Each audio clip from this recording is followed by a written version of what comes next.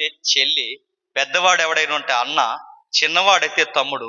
ఈ భావాలు తప్ప సంఘంలో ఏరే వరుసలు ఉండడానికి.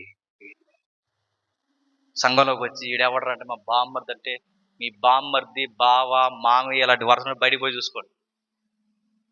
బయట సంఘంలోకి వచ్చి బావ, సంఘంలోకి వచ్చి బామ్మర్ది అంటే చంపేస్తాడు దేవుడు, గుర్తుపెట్టు.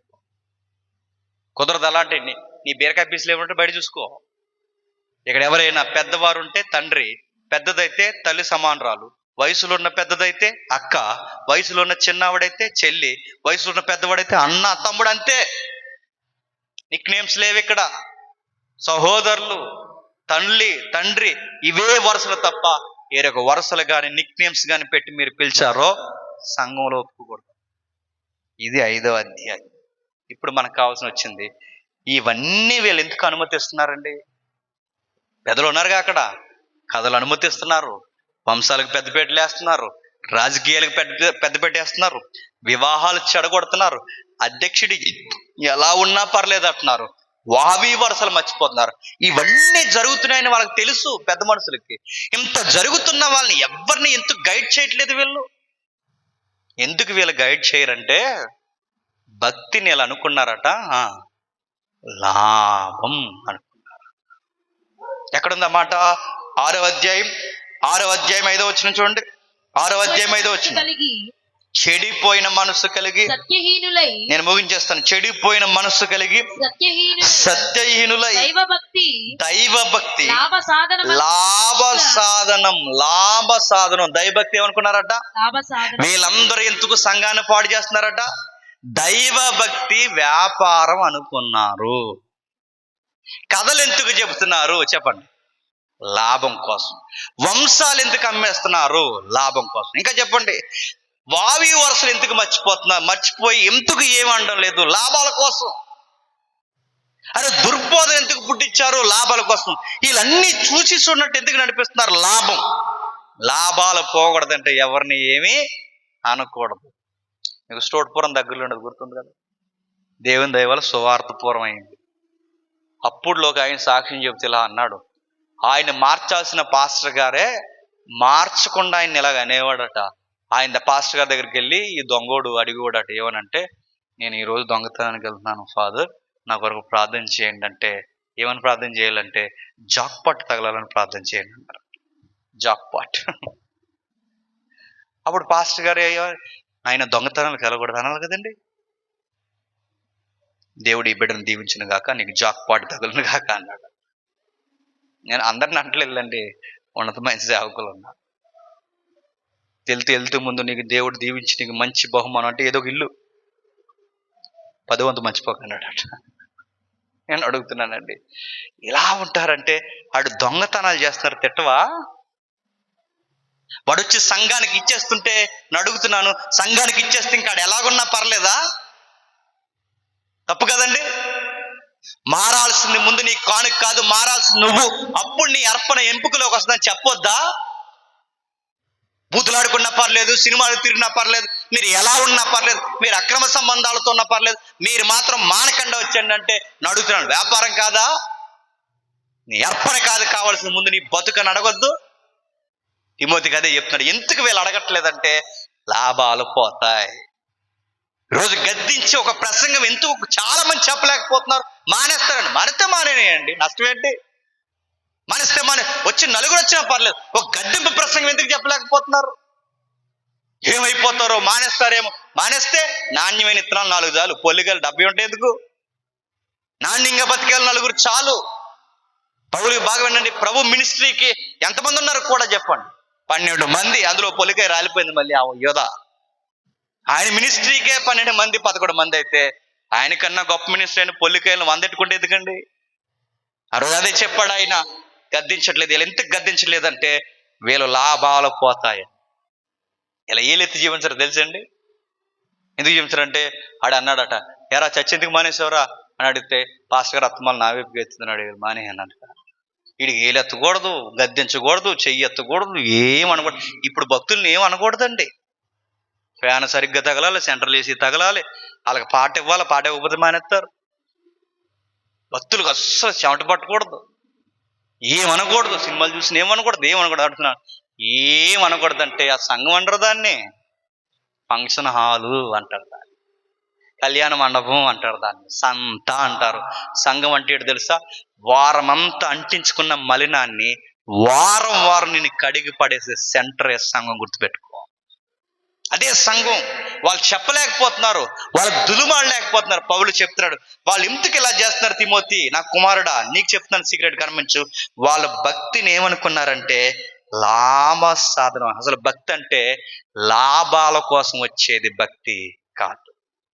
భక్తి అంటే ఏంటో తెలుసా? దేవుడా మాకేమి ఇస్తావని అడగడం భక్తి కాదు. దేవా మాకేమి ఇవ్వకపోయినా పర్లేదు, మేము అడగకుండానే మాకు చాలా ఇచ్చేవని చూడడమే భక్తి. భక్తిలో ఏమర్థం అవ్వాలో కింద చెప్తున్నాడు చూడండి. సంతుష్టి సహితమైన దైవభక్తి గొప్ప లాభ సాధన. అసలు భక్తిలో లాభం ఏంటట? సంతుష్టి. సంతుష్టి అంటే ఉన్నదానితో సర్దుకుపోయి బతికే భక్తే భక్తిలోని తృప్తి. నువ్వు యేసు ప్రభువు నమ్ముకున్న తర్వాత నీకు అర్థం కావాల్సింది అని చెప్పండి, తృప్తిగా బ్రతకడం నేర్చుకోవాలి. అదే భక్తి.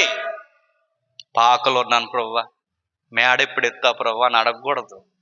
ఆ పాకలేని వాళ్ళు కూడా ఉన్నారు, బయటకు వెళ్ళి చూడు.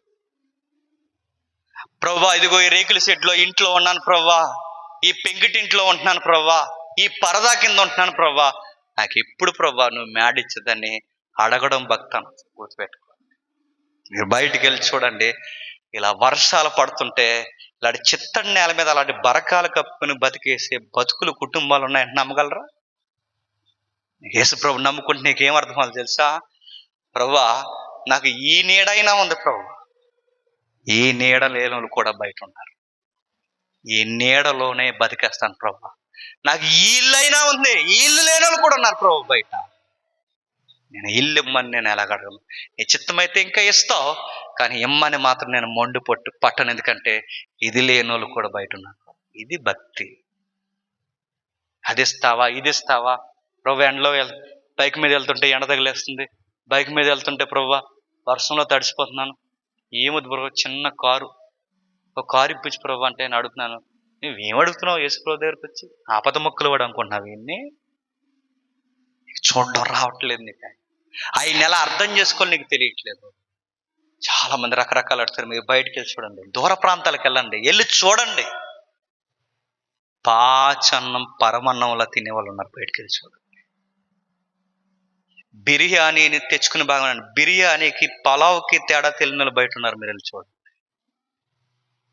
ఇదే రైల్వే స్టేషన్, మీకు ట్రైన్లు వెళ్తున్నాయి, ఇదే రైల్వే స్టేషన్ మీద పాడేసిన పొట్లాలు ఏరుకుని తినే వాళ్ళు ఉన్నారు. మీరు వెళ్ళి చూడండి.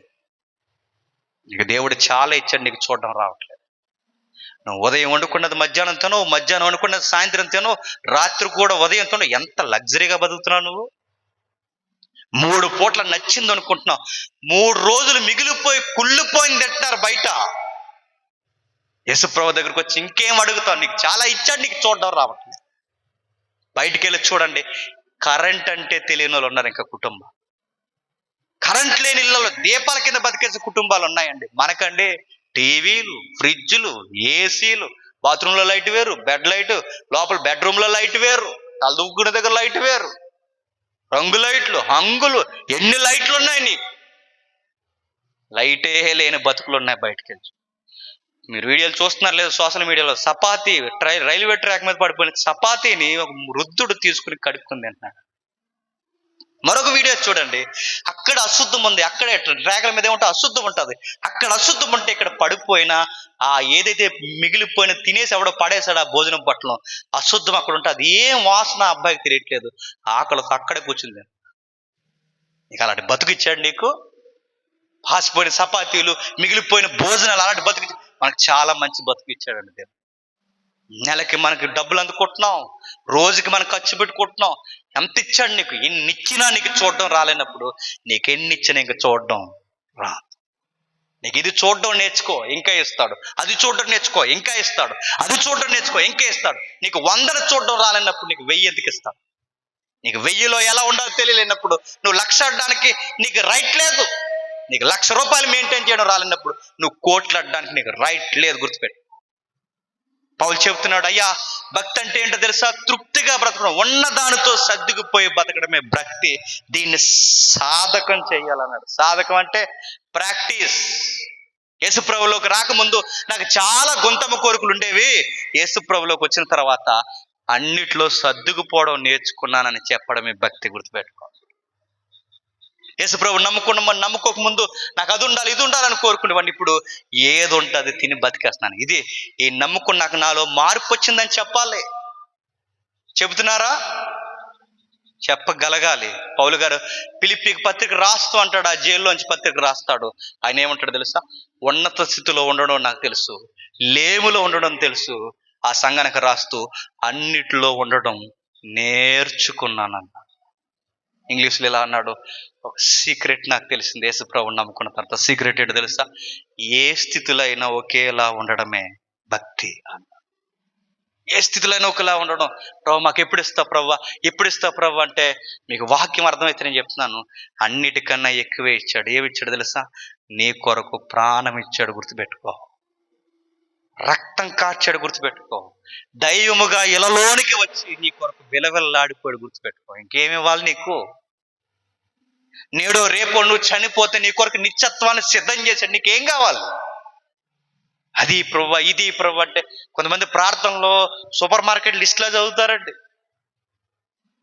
ఇదిగో మా పిల్లలకు పరీక్షలు వస్తున్నాయి ప్రభు, ఈ సంవత్సరం అంతా టిక్ టాక్లతో సరిపోయింది, ఇలా సరిగా చదవలేదు, ఏదోలా నువ్వే ప్రార్థన చేసుకున్నావు అంటే ఏమనుకుంటున్నావు? దేవుడు అంటే రికమెండేషన్ అనుకుంటున్నావా? మా పిల్లలకి ఎగ్జామ్స్ వస్తున్నాయి ప్రభు, గాలి తిరుగులు తిరిగారు, ఏదోలా పాస్ చేసే ప్రభు అంటే గాలి దేవుడు అనుకుంటున్నావు? దేవుడు కష్టపడి చదువుకున్నవాడికి కష్టాన్ని దగ్గర ప్రతిఫలం ఇస్తాడు దేవుడు. కష్టపడి గాలి తిరుగులు తిరిగితే గాలే వస్తుంది. గుర్తుపెట్టుకోండి.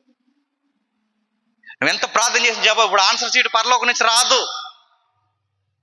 నాకు ఇల్లు కావాలి, వాకులు కావాలంటే బయట బాగా వెళ్ళండి. బయట ఆపద మొక్క దేవుళ్ళు అని ఉన్నారండి. వాళ్ళు ఆ దేవుళ్ళని ఎందుకు నమ్ముతున్నారో ఈరోజు మెజారిటీ క్రిస్టియానిటీ కూడా దేనికి నమ్ముతున్నారు చెప్పండి? మొక్కులు తీరాలని నమ్ముతారు. మొక్కులు తీరకపోతే నమ్మరు అన్నమాట.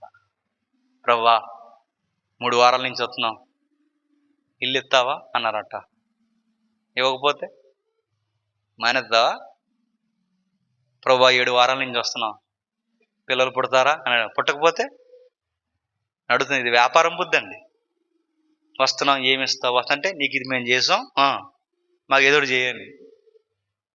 ఇదే వద్దు. గుర్తుపెట్టుకోండి, ఇదే వద్దు. పౌలు అదే చెప్తున్నాడు, భక్తిలో తృప్తి నేర్చుకోవాలి. నేను ఒక ఎగ్జాంపుల్ చెప్పి నేను ముగిస్తాను. ఒక దైవజనుడు చక్కగా పరిచర్య చేస్తున్నాడు. ఆయన ఆ పరిచర్యలో చాలా పేదరికం, నిజంగా ఇలాంటి పేదరికంలో కూడా ఉన్నతంగా సేవ చేసే దైవజనులు ఉన్నారు కనుక ఈ భూగోళం ఇంకా తిరుగుతున్నా, లేదా ఇప్పుడు ఆగిపోను. ఉన్నతంగా పేదరికంలో నిజాయితీగా సేవ చేస్తున్నాడు ఆయన. సిటీలో సేవ అంటే ఎలా ఉంటుందండి? కష్టతరమే. అలాంటి సేవ చేస్తున్నప్పుడు ఆయన అప్పటికి ఆయనకి 2 పిల్లలు పుట్టారు. 2 పిల్లలు 3-4 సంవత్సరాలు ఉన్న పిల్లలు, అస్సలు కుదిరిలేని పిల్లలు. వాళ్ళకి కొంచెం కుదిరిలేని వ్యవహారం ఎక్కువ. ఈసారి పాస్టమ్ గారు 3వ బిడ్డకి తల్లి అయింది. ఈసారి ఆడబిడ్డను కన్నా. చిన్న గదిలో ఉంటారు. సిటీలో గదులు ఎలా ఉంటే తెలుసు కదా, అదే గదిలో వంట వండుకుంటారు, అదే గదిలో నిద్రపోతారు, అదే గదిలో ఇంకన్నీ అక్కడే అన్నమాట. అదే గదిలో వండుకుంటారు, తింటారు, ఇంకక్కడే ఉంటారు. పాస్టర్ గారికి ఒక విషయం అర్థమైంది. ఈవిడ బాలింత, చిన్న బిడ్డ, నెల నిన్న బిడ్డ.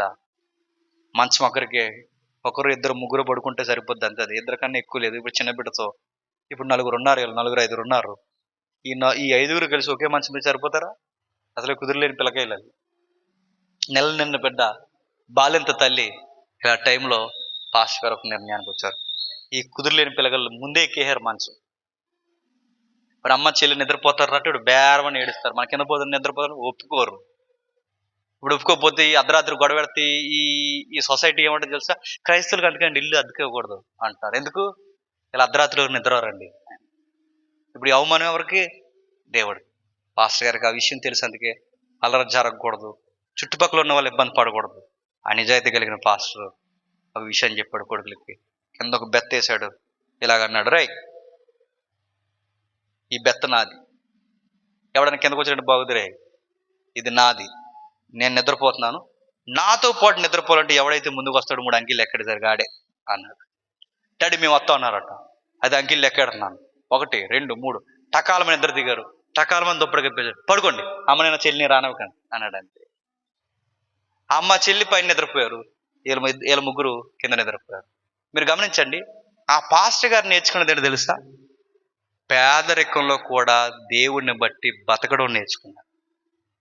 మనమైతే ఏం చేద్దాం తెలుసా? ప్రార్థన, దేవా నీ సేవ చేస్తున్నాం, నేను నమ్ముకున్నాం, కనీసం నా బిడ్డకి నా భార్యకి నిద్రపోవడానికి ఒక మంచం లేకుండా పోయింది, ఏం సేవ ప్రభు అని ఏడుతూ ముక్కుతూ ప్రార్థన చేద్దాం. వాక్యం అర్థమైనడు కనుక ఏమని చేస్తాడు తెలుసా? ప్రభువా కష్టాల కన్నీళ్ళలో కూడా నా బిడ్డలతో నవ్వుకుంటూ బతికేస్తాను. అదే భక్తి. గుర్తుపెట్టుకో. ఈరోజు నీకు యేసు ప్రభు అర్థమైతే ఇంకేం అడక్కో, ఎందుకంటే నువ్వు అడగకుండానే చాలా ఇచ్చాడు. నీకు యేసు ప్రభు అర్థమైతే ఇప్పటివరకు ఇచ్చి నువ్వు చూడడం నేర్చుకో. ఇదే భక్తి. అది నేర్చుకోవట్లేదు, ఇది నేర్చుకోవట్లేదు కనుక జనాలు దేని చుట్టూ తిరుగుతున్నారు తెలుసా? కింద చెప్తున్నారు 7వ వచనంలో, మనం ఈ లోకంలోనికి ఏమీ తేలేదు, దీని నుండి ఏమీ తీసుకుని పోలేం. ఈ లోకంలో ఎన్నున్నా ఏమి లేకపోయినా ఒకరోజు ఈ లోకం నుంచి ఏమవాలి చెప్పాలి, వెళ్ళిపోవాలి. ఉండిపోతారా? వెళ్ళిపోవాల్సింది ఒకరోజు. ఎవరైనా ఈ భూలోకం మీద ఒక రోజు స్వస్థ చెప్పి వెళ్ళిపోవాల్సింది. అందుకే పౌలు గారు అన్నారట, ప్రభువా అన్న వస్త్రములు గలవారమై ఉండి వాటితో తృప్తి పొందు. పౌలు గారికి దేవుడిచ్చిన బహుమానాలు ఏంటి చెప్పండి? ఆ పూటకు అన్నం, ఆ పూట కట్టుకోవడానికి బట్ట. ఈ మాట నేను అంటున్నందుకు ఏమనుకోకండి. పౌలు గారికి తినడానికి ఆ రోజు గుప్పెడు మెతుకులు ఇచ్చాడు, కట్టుకోవడానికి బట్ట ఇచ్చాడు. ఈ మాట ఒక అడుగు ముందుకేసి అంటున్నాను, పౌలు కన్నా ఎక్కువ ఇచ్చాడు మనకి. రకరకాల కూరలు వండుకుంటున్నాం, రకరకాల బీరువాలు నిండిపోయి బట్టలు ఉన్నాయి మనకి.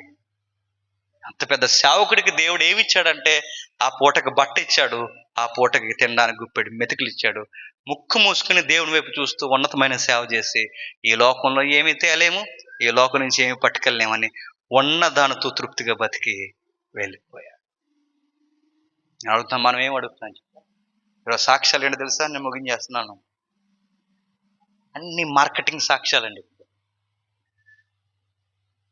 యేసు ప్రభు నమ్ముకున్నాను, ఈ ఇల్లు వచ్చింది నాకు. యేసు ప్రభు నమ్ముకున్నాను, కారు వచ్చింది నాకు. యేసు ప్రభు నమ్ముకున్నాను, అది వచ్చింది నాకు అని చెప్తున్నారు. ఇది ఎలా ఉంటుందో తెలుసా? అడ్వర్టైజ్మెంట్లు వచ్చి గుర్తుందా, నేను ఇలా ఎందుకు తెలగయ్యానంటే ఈ సొబ్బు ఆడాను అన్నారు. మీరు కూడా తెలగ అవ్వాలంటే కేవలం 7 వారాల్లో నిగారింపు, ఈ సొబ్బు ఆడండి అన్నారు. మార్కెట్ విధానం అది. ఎవరొక స్టార్ నిలబెడతారు, ఆ స్టార్ ద్వారా సాక్ష్యం చెప్పిస్తారు. ఆ సాక్ష్యం ఏంటో తెలుసా? సావిత్రి దగ్గర నుంచి 1,00,000 యాడ్ ఇదే సావిత్రి, అక్కడి నుంచి అడ్వర్టైజ్మెంట్ ఇదే. 1,00,000 సోపు సావిత్రం పట్టుకుంటే అందరూ సావిత్రులు అయిపోతారు అనుకున్నారు. ఆవిడ అలా వాడిందంట, అందరూ వాడేస్తారు. మార్కెటింగ్ ఎలా అయితే రోజు అలా చెప్తున్నారండి. ఈ సోప్ వాడక నేను ఎలా అయిపోయాను అంటున్నారు. ఇప్పుడు మన వాళ్ళు ఏమంటున్నారు? నేను యేసుప్రభులోకి వచ్చాక సేమ్ మార్కెట్ కాదు చెప్పండి. యేసుప్రభులోకి వచ్చాక ఇల్లు వచ్చింది, యేసుప్రభులోకి వచ్చాక ఇదిగో నా జీవితంలోకి ఇదిగో ఇంకా చాలా ఆస్తులు వచ్చాయి, ఇవన్నీ కాదండి. యేసుప్రభులోకి వచ్చాక నాకు మంచి ప్రవర్తన వచ్చింది, ఇది సాక్షి. యేసుప్రభులోకి వచ్చిన తర్వాత నా పాత రోత జీవితం పోయింది, నాకు నూతన స్వభావం వచ్చింది, ఇది సాక్ష్యం. యేసుప్రభులోకి వచ్చిన తర్వాత ఇదిగో ఈ అబద్ధాలు మానేశాను, యథార్థంగా బతకడం నేర్చుకున్నాను, ఉన్న దానిలో సర్దుకుపోయి నాకు అవి కావాలి ఇవి కావాలన్న స్వార్థం పోయింది, ఉన్న దానితో బ్రతకడం నేర్చుకున్నాను, ఇది సాక్ష్యం. ఈ సాక్ష్యం ఉందా? నేను అడుగుతున్నాను. ఇదంతా చెప్పిన తర్వాత మీరు అంటారు, ఆ కుర్రోడు రాత్రి ఏం చెప్పాడంటే ఏం అడగొద్దని చెప్పాడండి అంటారు. నాకు ఇది సర్టిఫికేట్ ఇద్దరులేండి. నాకు ఏం అడగొద్దని అంటలేదు, ఉన్నవి చూడడం నేర్చుకోండి. మీకు చూడడం నేర్చుకుంటే మీరు అడగకపోయినా ఇచ్చేంత గొప్ప తండ్రి మీరు నమ్ముకున్న దేవుడు. గుర్తుపెట్టుకో. ముందు ఈ ఇంట్లో ఉండడం నేర్చుకో, తర్వాత నీకు పెద్దలు ఇవ్వకూడదా ఆయన డిసైడ్ చేస్తారు. నీకు 100 ఇస్తే దాన్ని ఎంత నమ్మకంగా ఖర్చు పెట్టాలో నేర్చుకో. నీకు 1000 ఎందుకు ఇవ్వాలి ఇవ్వకూడదు ఆయన నిర్ణయించుకుంటాడు. నీకు చిన్న బైబిల్ ఎలా ఉంది, చిన్న విషయంలో నమ్మకంగా లేనివాడు రేపొద్దున పెద్ద విషయంలో కూడా నమ్మకంగా ఉంది. నువ్వు ఈ సంఘంలో ఈ చిన్న భక్తిలో నేను నమ్మకంగా లేనప్పుడు రేపు నేను తీసుకెళ్ళి పరలోకంలో కూర్చోబెట్టమన్నా చెప్పండి, కూర్చోబెట్టాడు. అందుకే భక్తిలో యేసుప్రభు నమ్ముకున్నాక మీరు ఏమి నేర్చుకున్నారంటే మనందరి దగ్గర ఉండాల్సిన సమాధానం, ఉన్న జీవితంలో తృప్తిగా బతికి, గొడవలు లేకుండా, కొట్లాటలు లేకుండా, సమాధానంగా బతికి, దేవుడిచ్చిన దానితో తృప్తిగా బతకడమే నేర్చుకున్నాం. ఇదే మా భక్తి. తిమోతి, ఇది చెప్పు. ఇది చెబితే సంఘం బాగుంటుంది. ఇలా కోరికలు మొదలెడితే మళ్ళీ ఎక్కడికి పోతారు చెప్పు? హర్తిమీదేవి గుడికి వెళ్ళిపోతారు. ప్రజలను అలాగెళ్ళకుండా ఇలా తీసుకొచ్చింది ఈ సత్యం చెప్పే నేను తీసుకొచ్చాను. మళ్ళీ ఇక్కడికి వచ్చి ఆ మొక్కులన్నీ మొక్కితే మళ్ళీ ప్రజలు ఎక్కడున్నట్టు తయారవుతారు? ఆ గుడి దగ్గర ఉన్నట్టు తయారవుతారు. ఇప్పుడు చెప్పండి, యేసు ప్రభు వారు ఏమిస్తావు ప్రభు అంటే ఆయన దగ్గర ఉన్న ఆన్సర్, అన్నిటికన్నా గొప్పదైన నా ప్రాణం ఇచ్చా. కోటాను కోట్ల విలువైన వజ్రాలు వైడూర్యాల కన్నా, బంగారం కన్నా, మాణిక్యాల కన్నా గొప్పదైన ఆయన ప్రాణం ఇచ్చాడు. ఇంకేమి ఇవ్వాలి? రక్తం ఇచ్చి సంపాదించాడు. ఒకరోజు ఈ భూమి మీద ఏమన్నా ఏమి లేకపోయినా వెళ్ళిపోతాం. గుర్తుపెట్టుకోండి, ప్రవ్వా నాకు ఈ భూమి మీద ఏముందో ఏమి లేదు కాదు, నాకు రక్షణ ఉంది, ఈ రాజ్యంలో సభ్యత్వం ఉంది, రేపు మరణిస్తే నీ సన్నిధిలో నాకు స్థలం ఉంది, అది చాలు ప్రభు. అందుకే నేను నమ్ముకున్నాను. బయట దేవుడిని ఎందుకు నమ్ముకుంటారంటే ఈ జీవితం కోసం నమ్ముకుంటారు. నేను నిన్ను ఎందుకు నమ్ముకున్నానంటే రాబోతున్న జీవితం కోసం నమ్ముకున్నాను. ఇదే నిజమైన భక్తి. ఇప్పటివరకు ఇలా లేకపోతే సరి చేసుకోండి. ఎప్పటి వరకు ఇలా ఉంటే ఇంకా మెరుగైన స్థితిలోకి అడుగులు వేయండి. దేవుడు వీరిని మిమ్ములను దీవించునుగాక. ప్రార్థన చేసుకుందాం. పరలోకమందున మా తండ్రి, ఘనమైన సంగతులు విన్నారు తండ్రి. ప్రతి ప్రాంతానికి ఈ మాటలు అవసరం ఉంది. వ్యాపారం అయిపోయింది తండ్రి భక్తి. అలా ఉండకూడదు దేవా. మొదటి సంఘం తండ్రి, ఎఫెసీ సంఘం అలా ఉన్నందుకు తండ్రి ఇంత పెద్ద పత్రిక మీరు రాశారు. ఏవి పునాదులు అయిపోయాయో, సత్యం ఎందుకు మరుగైపోయిందో, వావి వరుసలు మర్చిపోయి లంచాలు, రాజకీయాలు తండ్రి, గొడవలు, కథలు, కల్పన కథలు, వంశావలు తండ్రి, పెద్దలు తండ్రి సరైన నడవడిక లేక, మాదిరి లేక, చివరికి చెడిపోయిన మనసు కలిగిన వారే ఈ భక్తినే వ్యాపారంగా మలుసుకుని బ్రతికెత్తున్న టైంలో తండ్రి, తిమోతి అని ఒక యవనస్తుని నిలబెట్టి ఆ రోజు సంఘం అంటే ఇలా ఉండకూడదు, ఇలా ఉండాలని ఆ అబ్బాయి ద్వారా మీరు బోధించారు. మరలా ఈ రోజు కూడా ఈ నలుగురు ముగ్గురు తండ్రి వ్యక్తులను మీరు పురుకొల్పి వారి చేతులకి మీరు గ్రంథాలు అప్పగించి ప్రతి నెల తండ్రి ఇక్కడ వాక్యాలు బోధిస్తూ సంఘాలకి, సమాజానికి తండ్రి సరి అయిన ప్రవర్తన తీసుకురావడానికి, సద్భక్తి నేర్పించడానికి ఈ సభలను వీరి ద్వారా జరిగిస్తున్నందుకు మీకు స్తుతులు దేవా. సత్యానికి ఎప్పుడు తండ్రి లాభాలు తక్కువ, నిందలెక్కలు తండ్రి. ఎన్ని నిందలు వచ్చినా, ఎన్ని ఇబ్బందులు వచ్చినా తండ్రి, వీరు ప్రారంభించిన తండ్రి ఈ పరిచర్య ఆత్మ రోజు రోజుకి అభివృద్ధి పొందుతూ, రోజు రోజుకి తండ్రి వాక్యంలో తండ్రి బలం పొందుతూ, వారు పొందుకున్న రక్షణ అనుభవాన్ని వీరి చుట్టూ ఉన్న ఈ బంధువులైన వీరందరికీ, స్నేహితులు తండ్రి, ఇరుగు పొరుగు వారిని వీరి సమాజానికి అందించగలిగే జ్ఞానం వీరికి ఇంకనూ నేర్పించండి. విలువైన మాటలు విన్నారు, విన్నవారు ధన్యులు, విని విడిచిపెట్టిన వారు వాళ్ళ ఆత్మలకు వారే ఉత్తరవాదులు తండ్రి. తను నడిపించిన దైవజనుల్ని, వేదిక మీద ఉన్న పెద్దల్ని, వారి కుటుంబాలను ఆశీర్వదించండి. మరింత తండ్రి వారి ద్వారా తండ్రి మీ పరిచయం జరిగించండి. ఎవరైనా నీ మాటలను కానీ మమ్మల్ని కానీ తండ్రి హేళన చేస్తే వారిని క్షమించండి, సత్యం వారికి నేర్పించండి. మేము తిరిగి వెళ్తున్నాం, క్షేమంగా మమ్మల్ని నడిపిస్తారని కోరుతూ క్రీస్తు నామమున ప్రార్థన సమర్పిస్తున్నాం తండ్రి. ఆమేన్.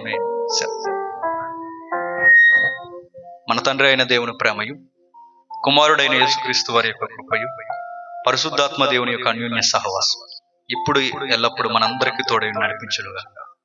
ఆమేన్.